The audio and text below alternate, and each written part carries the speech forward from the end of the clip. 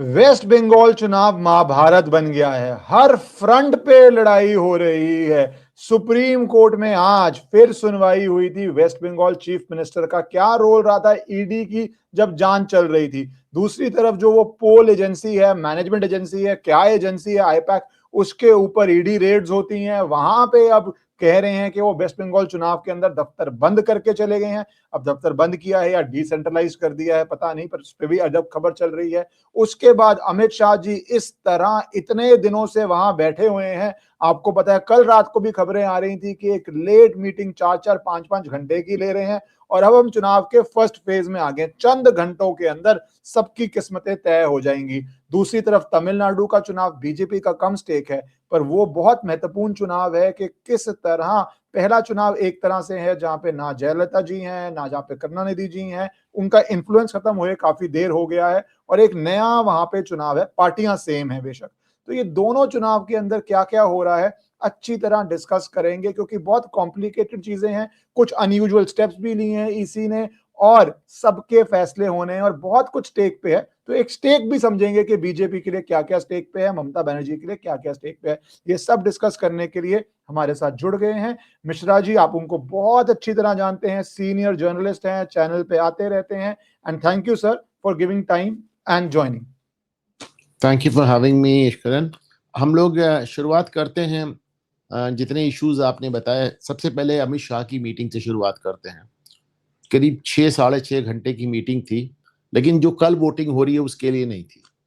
ये जो अमित शाह जी ने मीटिंग की, बड़ी मैराथन मीट थी ये बेसिकली सेकंड फेज के लिए थी, और पूरा उन्होंने फर्स्ट फेज इसमें डिस्कस ही नहीं किया। और हम जान ले कि अमित शाह आखिरी वोटिंग तक रुकेंगे, मतलब he is here till 29th। वो वोटिंग करा के जाएंगे। पहली बार अमित शाह कहीं ऐसे कैंप कर रहे हैं। दूसरी बात, ये जो मीटिंग थी सेकंड फेज की थी। सेकंड फेज जो वो ग्रेटर कोलकाता जिसे आप मानते हैं, तो वहां पर पिछले चुनाव में 109 सीटों में से मैं समझता हूं कि 90 या 90 प्लस सीटें अकेले टीएमसी ने निकाली थी। तो these are the seats Amit Shah is bothered about.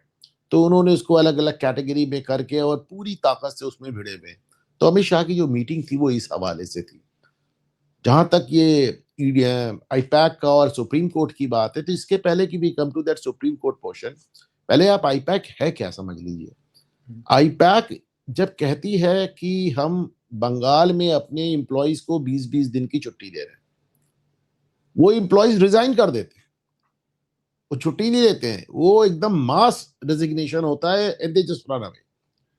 IUPAC था क्या? ये इतनी ह्यूज एक मशीन बन गई थी जो कि लिटरली पूरा का पूरा ममता बनर्जी के जैसे कुछ इस तरह का हो गया था कि ममता बनर्जी कहती थी कि भाई सरकार मैं चला रही हूं कहने को, लेकिन पूरा मैनेजमेंट आईपैक का 1 लाख से ऊपर इनके एजेंट, कि जितना छापा वोट है, जितना फर्जी वोट है, फर्जी वोटर आईडी है, कि लोगों को धमकाना है, लोगों को रिस्ट्रिक्ट करना है, थानेदारों की मदद। मतलब आप सोचे कि बंगाल में थानेदार आईपैक के इंस्ट्रक्शंस लेते थे।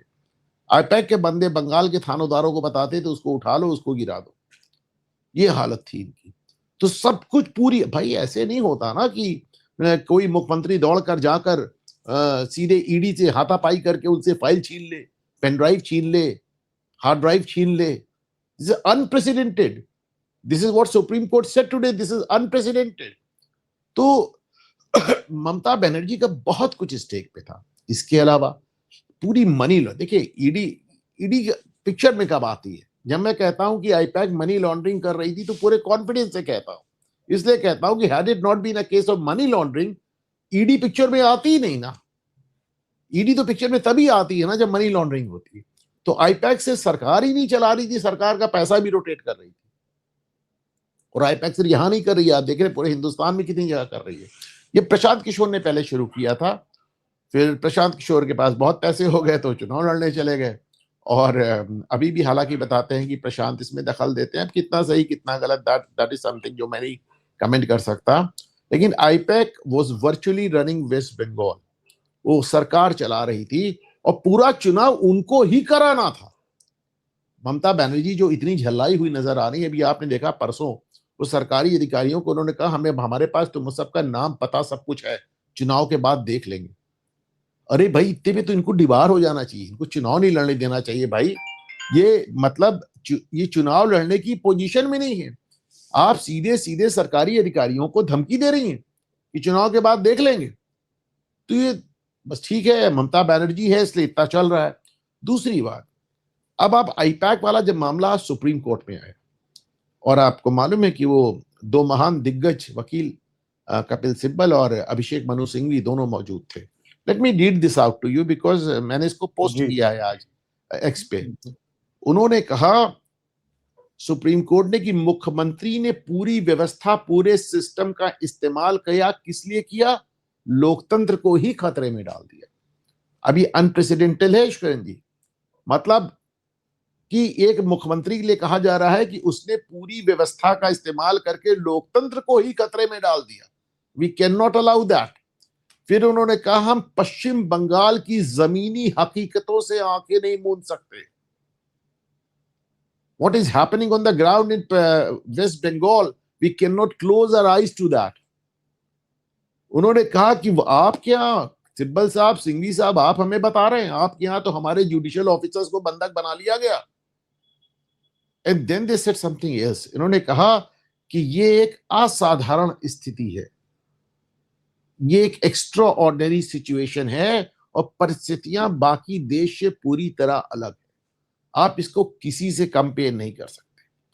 फिर उन्होंने ये भी कहा कि वर्स्ट पार्ट ये है कि मुख्यमंत्री इस घटिया हरकत के बाद इसको सेंटर बनाम स्टेट, केंद्र बनाम राज्य का मुद्दा बना रही है। क्या है इसमें केंद्र बनाम राज्य का मुद्दा?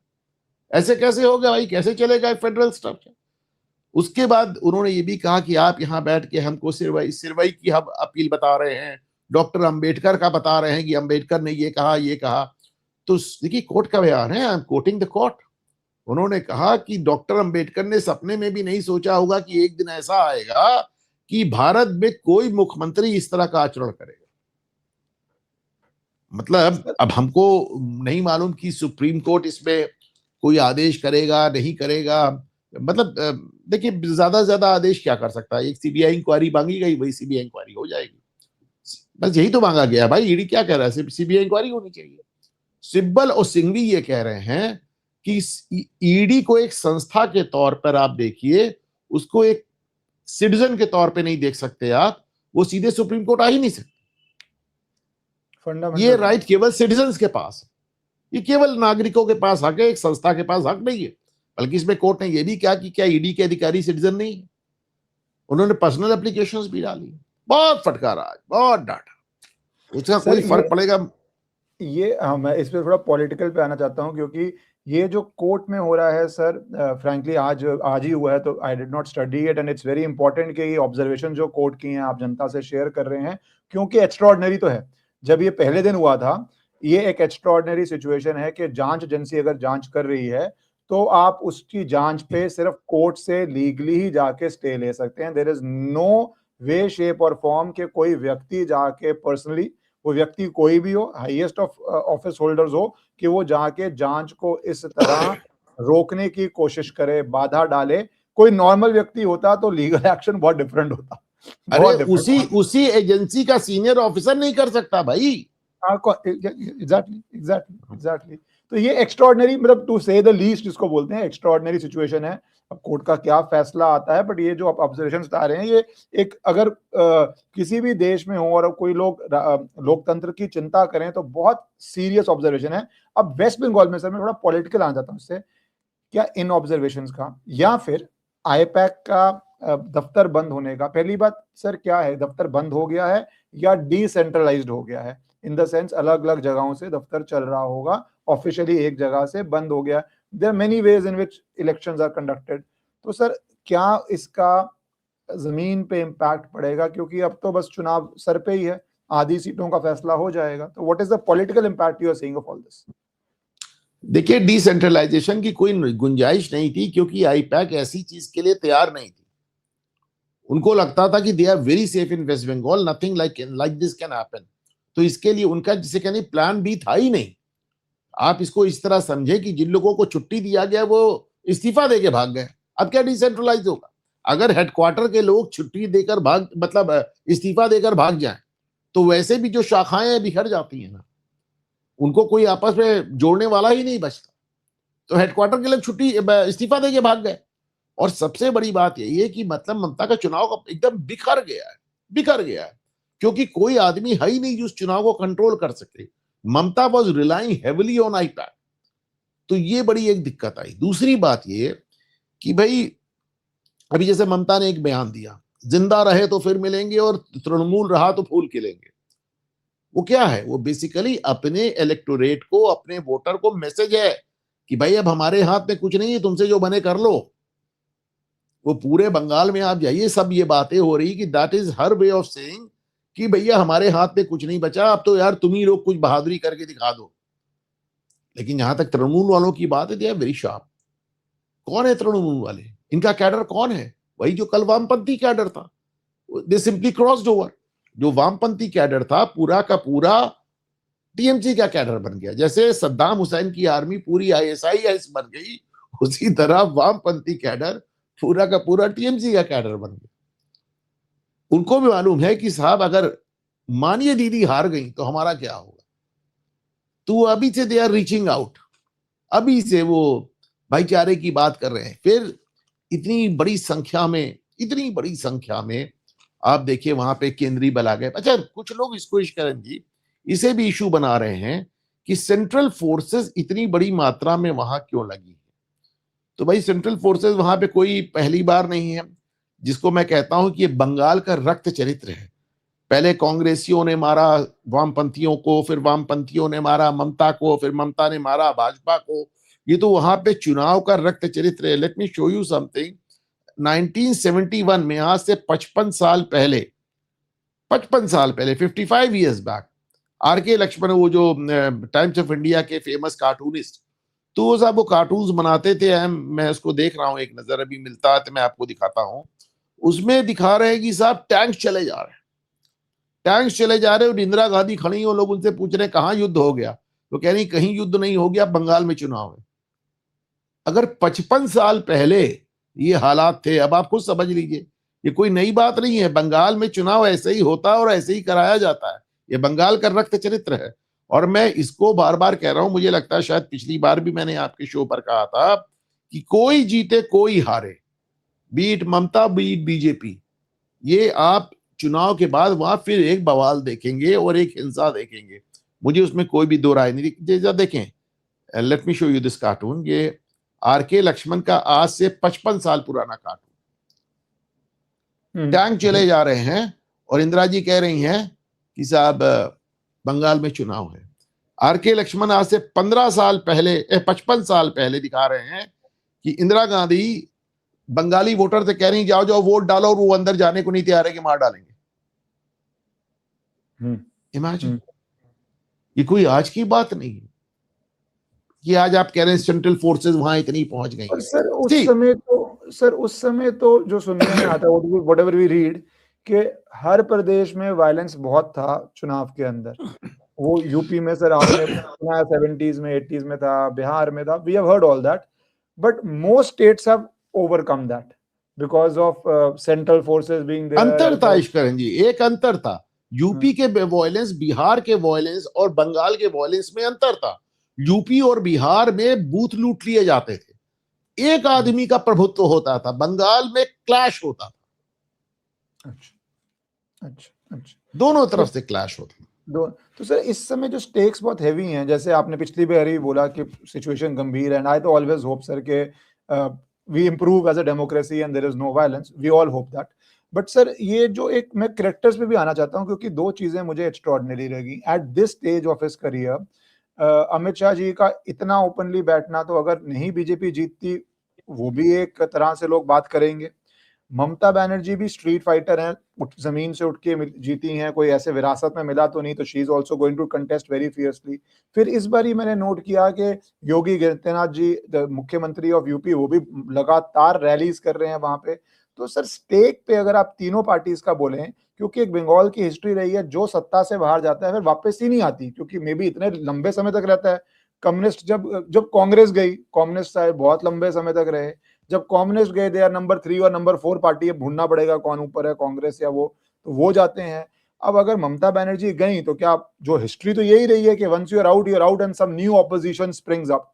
इट इज नॉट लाइक कि कांग्रेस और कम्युनिस्ट ऑपोजिशन बने हैं 15 साल बाद टीएमसी का, बीजेपी बनी है, completely new party in that sense of not being in power. तो सर स्टेक पे क्या है, आप तीनों पार्टी इसके लिए देखते हैं? For 29 also it's 42 seats there even without any increase in seats. देखिए, ममता बनर्जी को भी इस बात का अंदाजा है कि at her age, she is not very young, at her age अब वो बाहर जाती हैं तो फिर खत्म है, उनका करियर खत्म. जैसा आपने कहा कि भाई कांग्रेस गई तो 36 साल के लिए लेफ्ट आ गया, लेफ्ट गई तो 15 साल के लिए ममता आ गई, तो अब अगर वो बाहर गई तो फिर उनका कोई स्टेक मतलब बचता नहीं है. बीजेपी का क्या स्टेक है उस पर हम थर्ड फेज में आते हैं. सेकंड फेज में समझिए कांग्रेस का कोई स्टेक नहीं, कांग्रेस का कोई स्टेक ही नहीं है. मतलब कांग्रेस वहां पे एकदम निर्वाण प्राप्त कर चुकी है, न जीत में न हार में, किंचित नहीं भयभीत में. तो आप समझिए उनका वहां कोई स्टेक ही नहीं है. अब आप समझिए पिछली बार चुनाव में राहुल गांधी वो सेलिब्रेटिंग, भाजपा हार गई तो अधीर रंजन चौधरी ने कहा व्हाट आर वी सेलिब्रेटिंग, हम तो जीरो हो गए, हम शून्य पे चले गए, किस बात का सेलिब्रेशन हो रहा है, हम भाजपा की हार सेलिब्रेट कर रहे हैं. अब भाजपा का क्या स्टेक पे है, इसके लिए पहले आपको तमिलनाडु समझिए. सर मैं कांग्रेस पे एक चाहूंगा, wearing a devil's advocate hat.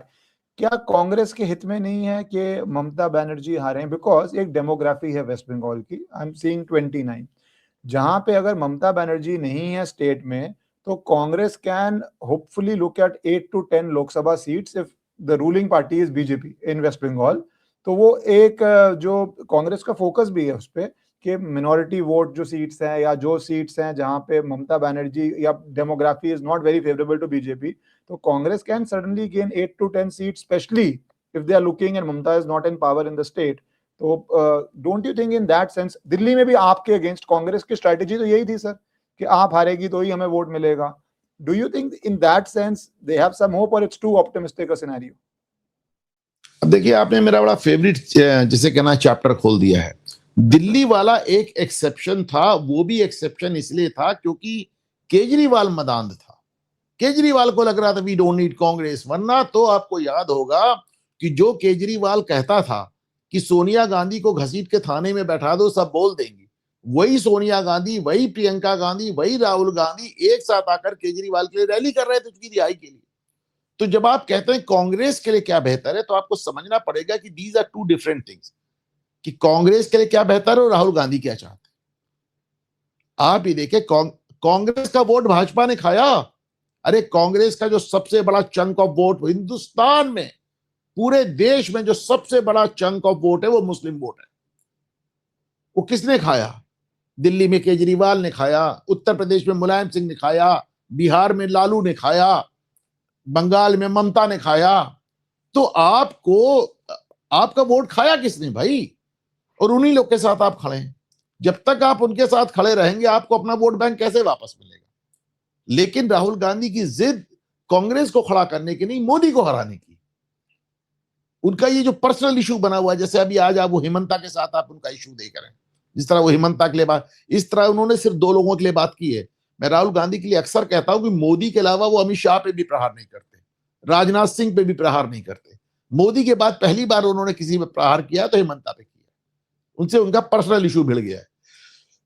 तो वो गॉडफादर में नहीं, नॉन, वो कहते हैं कि it is business not personal. Rahul Gandhi has taken everything personal. He has taken everything personal. Marlon Brando, if I may add, बाद में बोलता है that even if any accident happens to my family, I will take it as personal. जब उसका बेटा वो I am a superstitious man. I'm a superstitious man. So even if an accident happens, I will take it personally. I am a superstitious man. अच्छा, तो राहुल गांधी क्या चाहते हैं और कांग्रेस के लिए क्या भला है? एंटायरली टू डिफरेंट थिंग्स, एकदम उल्टी चीजें. आप देखिए कब से इनको कांग्रेस के रणनीतिकार कह रहे हैं कि अखिलेश यादव का हाथ छोड़ दो, एक आध चुनाव हारोगे जरूर लेकिन खड़ी हो जाएगी पार्टी.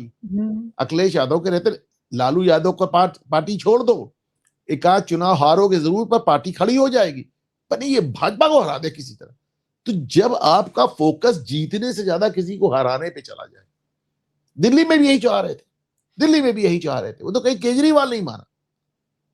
तो ये कि दिल्ली वाला एक्सेप्शन एक अलग हो गया. तो कांग्रेस के लिए ऑफ कोर्स बेहतर होगा। आप देखिए यहां तक कि इस बार वामपंथियों से मेरी बात हुई, लेफ्ट के कैडर से बात हुई, लेफ्ट के लीडर से बात हुई। उन्होंने कहा हम अपने कैडर को समझा रहे हैं कि जाके भाजपा को वोट दे दो। हमने क्या बोल रहे हैं आप? उन्होंने कहा भैया भाजपा आएगी तो हम सरवाइव कर जाएंगे, ममता ने तो हमको खत्म कर दिया है। उन्होंने कहा भाजपा आएगी तो भाजपा स्टेट से मैं देख रहा हूं कि ऑपोजिशन की जगह बनी रहती है। हमने कहा मतलब? बोले आप अपना स्टेट देख लीजिए। अखिलेश यादव रोज योगी आदित्यनाथ को ललकारते रहते हैं, उनका कुछ नहीं होता। यहां तो हमको ममता ने एकदम वाइप आउट कर दिया, हम जबान नहीं खोल सकते। तो उन्होंने कहा हमारे लिए तो यही है कि अगर भाजपा सत्ता में आ जाएगी तो हम उनके सामने एक ऑपोजिशन बन पाएंगे। Left is hoping against hope कि बीजेपी सत्ता में आ जाए और उनको फिर से ब्रीदिंग स्पेस मिल जाए। सर वैसे भी कॉमन सेंसिकल भी है, क्योंकि डेमोग्राफी जो मैं बात कर रहा हूँ वो वोट कहीं तो जाएगा ही। Demography is enough of a vote to make you a very strong opposition player. और उसके बाद जो होप है कि जरा सा इन्फ्लेशन हो जाए, प्राइस राइस हो जाए, या कोई आप कास्ट इशू कुछ भी हो जाए, मतलब थोड़ा सा ही तो चाहिए उसके बाद। और डेमोग्राफिकली भी देखिए ना, तो लेफ्ट का और ममता का वोट बैंक एक ही है, कांग्रेस का भी एक ही है। डेमोग्राफिकली भी देखिए तो एक ही वोट बैंक है। अब रही बात की भारतीय जनता पार्टी का बंगाल में क्या स्टेक है, इसके लिए पहले हम तमिलनाडु समझ लें। तमिलनाडु में मैं बार बार कहता हूं BJP is in a win win situation. There are two scenarios. देखिए पहले विजय की बात हो रही थी, अब विजय लगता है सीन से एकदम हट गए, जो पोल्स बता रहे हैं। तो अब दो सिनेरियोज, एक है स्टालिन सत्ता में आ जाए वापस, दूसरा है एआईएडीएमके की सरकार बन जाए, यानी एआईडीएमके की सरकार यानी एनडीए की सरकार। दूसरे सिनेरियो में अगर एनडीए की सरकार बनती है तो भारतीय जनता पार्टी सरकार का हिस्सा बनके अगले 5 साल तक अपने आप को मजबूत करेगी। और अगर स्टालिन सत्ता में आ जाते हैं तो ये भाजपा के लिए ज्यादा मुफीद है, क्योंकि भारतीय जनता पार्टी 5 साल का प्रोग्राम ही नहीं बनाती। उनका तो प्रोग्राम है कि पहला स्टेप है कि तीसरे नंबर पे आओ, फिर दूसरा स्टेप है दूसरे नंबर पे आओ, फिर आओ पहले नंबर पे।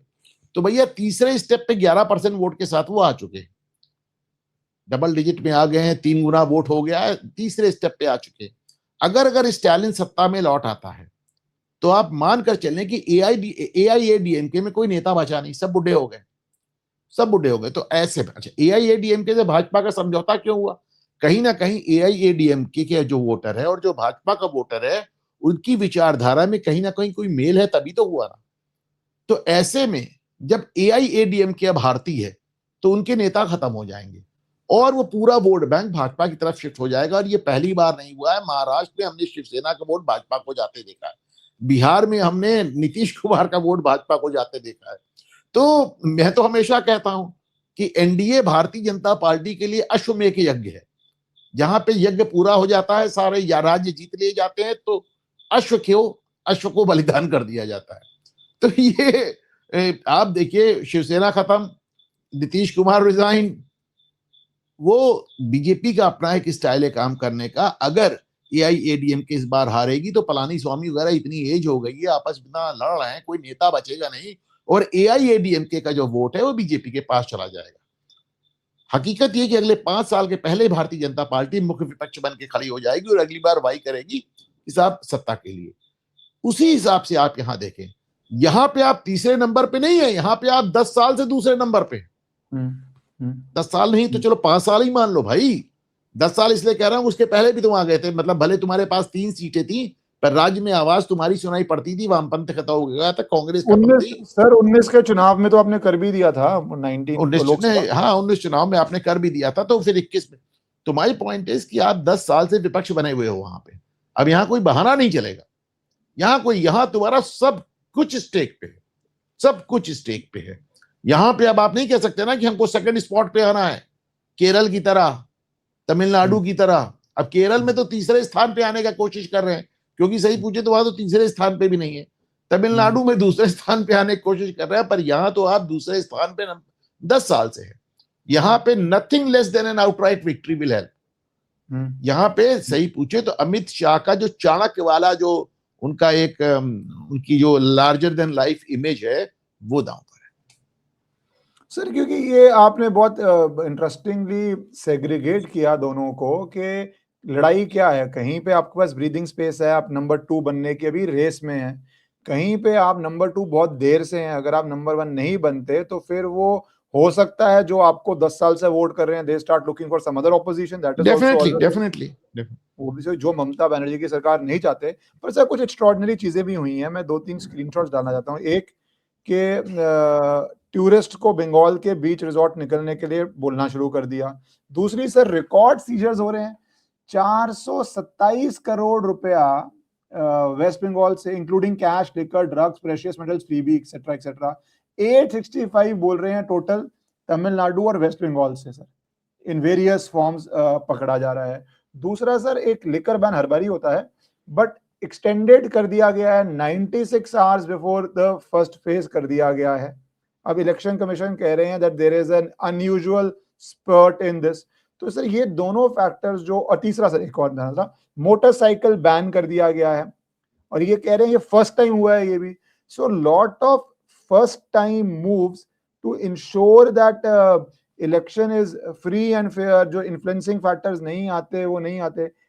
मेरा सवाल सर ये है, do you think these are cosmetic changes या इसका कोई real time real world impact होगा?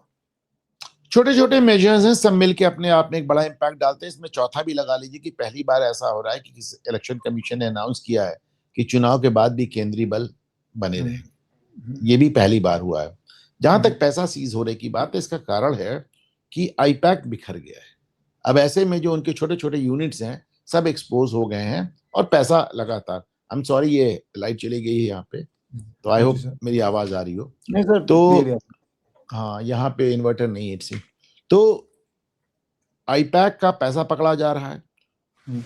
तमिलनाडु में भी बहुत पैसा पकड़ा जा रहा है। कारण समझिए, बंगाल में जो काम हिंसा से होता है तमिलनाडु में हिंसा से नहीं होता, तमिलनाडु में पैसे से होता है और शराब से होता है।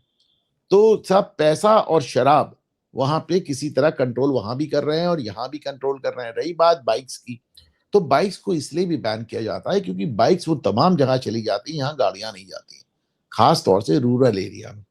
तो उसकी हिंसा रोकने के लिए सारे प्रयास किए जा रहे हैं। अच्छा, शराब दो कारणों से बैन की जाती है। एक तो इसलिए कि चुनाव के पहले आप शराब बांटते हैं वोट देने के लिए। दूसरी बात, इंटॉक्सिकेटेड लोगों से झगड़ा होने की और हिंसा होने की गुंजाइश बहुत ज्यादा बढ़ जाती है। सर मुझे तो लगता है कि हिंसा वाले पॉइंट पे it is also responsibility of EC कि पिछली बारी वाला विनर विनर जो चलता रहेगा, कोई जीतेगा कोई हारेगा, बट अगर लोगों में ये डर हो हिंसा का तो फिर वो फ्री पोलिंग हो ही नहीं सकती है। तो वो ईसी का मुझे लगता है more than any other major, ये मेजर बहुत जरूरी है कि पोस्ट पोल कोई वायलेंस ना हो, कोई भी जीते। पर सर मैं अंतिम आता हूँ, आपकी आज फीलिंग क्या है, कौन अहेड है? क्या आपको फीडबैक है कि कौन अहेड है दोनों स्टेट्स के अंदर, तमिलनाडु एंड वेस्ट बंगाल? क्योंकि है तो बहुत क्रूशल, और ऐसा नहीं है कि there are some strong factors working for Mamata Banerjee also and there are some strong factors for BJP. तो सर अगर आप दोनों के स्ट्रॉन्ग फैक्टर्स बोल दें और कौन अहेड है, that will be a nice way for people to understand it, स्वॉट एनालिसिस कर दें तो। देखिए, दोनों ही जगह एनडीए के पास प्रॉपर चेहरा नहीं। तमिलनाडु में स्टालिन एक स्टैब्लिश चेहरा है, पलानीस्वामी एक स्टैब्लिश चेहरा नहीं है। बंगाल में ममता बनर्जी एक स्टैब्लिश चेहरा है, शुवेंदु अधिकारी उन्हीं का साथ छोड़कर अभी आए हैं। एनडी के पास एक स्टैब्लिश चेहरा नहीं है। बट हैविंग सेड दैट, जो पोल सर्वेज बता रहे हैं खासतौर से बंगाल में बड़ी नेक एंड नेक फाइट बता रहे हैं, आई डोंट बिलीव दैट। मेरा अपना मानना है कि बंगाल के नतीजे चौंका देंगे। मुझे खुद जो लगता है कि ममता बनर्जी की पार्टी टीएमसी शायद इस बार कुछ उसके साथ वैसा ही हो जो 2021 में भाजपा के साथ हुआ। तो रही बात तमिलनाडु की, तो तमिलनाडु थोड़ा 100 से नीचे तक की भी आप स्टेज देख रहे हैं? Yes yes yes, I have been saying it channel after channel की Mamata is not reaching 100 this time. और रही बात तमिलनाडु की, तो भाई तमिलनाडु का ये है कि अभी मैं सर्वे देख रहा था एक रिप्यूटेड किसी एजेंसी का, वहां भी वो कह रहे हैं कि साहब बात मामला बराबर पे 29 सीटों पर कांटे की लड़ाई है और बाकी 100 सीटें दोनों को दे दी। तो वो भी बड़ा एक नेक एंड नेक बना रखा है उन्होंने। अच्छा, ये क्या हुआ कि इस बार कई पोल सर्वेज इतने गलत साबित हो गए हैं कि हर आदमी इस समय, कोई भी आदमी, no one wants to stick their neck out. मतलब I have nothing to lose, तो मैं तो कुछ भी बोल सकता हूँ। पर उन लोगों का तो ये धंधा है ना, उनका तो ये रोजी रोटी है। तो वो ऐसी बात नहीं कह सकते कि उनकी विश्वसनीयता पे एक और इस बार इतना कंटेस्टेड चुनाव है तमिलनाडु में भी और पश्चिम बंगाल में भी कि कोई आदमी खुल के बोल नहीं रहा है। पर मेरा मानना है कि तमिलनाडु का चुनाव जितना समझा जा रहा है उससे ज्यादा क्लोज होगा और बंगाल का चुनाव ममता के लिए उल्टा पड़ेगा। जी sir, thank you sir for covering both the issues as always with your usual brilliance and very different and अलग-अलग perspectives जो आप सबके सामने लेके आते हैं sir. Thank you so much for your time. Thank you.